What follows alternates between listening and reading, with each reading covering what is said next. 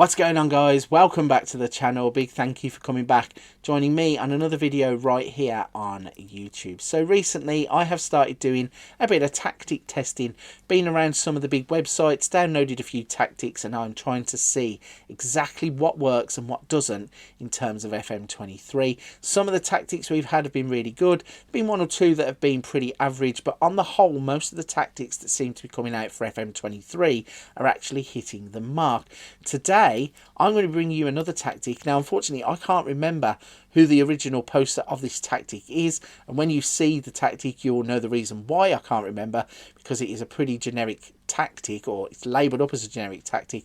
But if you want to find out who is the original creator of the tactic, I will leave a link in the description down below. You can download it and play it yourself. So I've picked it up from FM Base or FM Scout, downloaded it, plugged it into the game, and I've run a one-season sim with Marseille to try and challenge PSG in Ligue 1. Can we overturn them, and can the tactic get us to the promised land? Today we're going to break down the tactic. We're going to show you the instructions for the players and the player positions, in transition, in possession, out of possession, and we're also going to show you what happened when we run the one season sim. So let's not waste any time, let's jump into the tactic. And as I said, you can see why I can't remember who the original creator was. It's just labelled up as attacking 4-2-3-1 wide custom. So yeah, even the tactical style doesn't give it away, it just says custom up there too. But we do have a tactic that looks pretty similar to the ones that most people are having success with on FM23, and you can see straight away we have some familiar positions, although this does utilise two positions that aren't cropping up in these formations too often. You've got two box-to-box midfielders, you've got a shadow striker behind an advanced forward. That's not rare, but to have those two box-to-boxers there on support is quite interesting. So let's break down these positions, show you exactly what we have got. So we have got a goalkeeper, not a sweeper keeper, just a goalkeeper that is set to defend.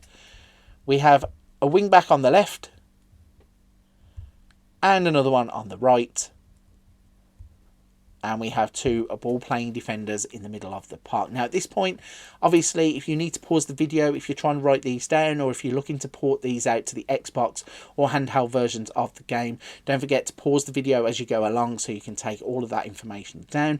Also, don't forget to come back once you've ported it across and let me know, do you have any success in other versions of Football Manager other than the PC version for this tactic? Right, let's crack on. Two box-to-box midfielders. We've got an inverted winger on the left, an inverted winger on the right, a shadow striker in behind that advanced forward. So, as I said, a pretty useful looking tactic. It's one that is a familiar shape now, as we see most of these tactics for FM23.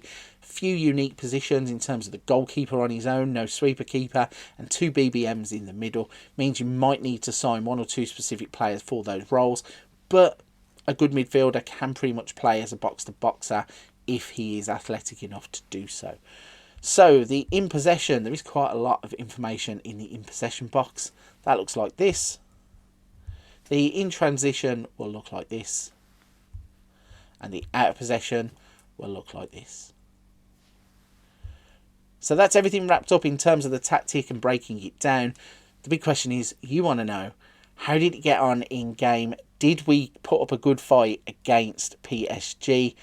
And if we hit the competitions tab, you can see we actually beat PSG to the league. Only by a single point, but we got there. We got 87 points there, 86, and we have won the league. Looking at the Champions League, they got to the round of 16 and were knocked out by Barcelona, and they were knocked out in the 10th round by Caen in the French Cup. So again, looking at Ligue 1 Uber Eats, which is where they have had their success. If we go into the stages, you can see exactly what has happened in terms of this tactic. Now, it's had a one-loss record of played 38, won 28, drawn 3, 7 losses is quite a lot, but they still won the league. They scored 100 goals, which is quite impressive. They conceded 41. They had 59 goals against and 87 points on the board, which was enough for them to win Ligue 1 Uber Eats, breaking that dominance of PSG. PSG, which is quite impressive. If we go back to the main part of the league, you can see that in terms of goals scored, 22. So Alexis Sanchez is their top goal scorer with 22 goals. Old life in that old dog yet. A. Harrit, 7.43 for average ratings. You've got Chenzig under and Dimitri Payet on 16 and 15 assists respectively. Eric Bailly picking himself up 13 yellow cards. And there is Kolasinac here covered 16.28 kilometres whilst in this tactic. So it requires hard-working players who are going to get in and amongst the opposition and obviously cause them some trouble.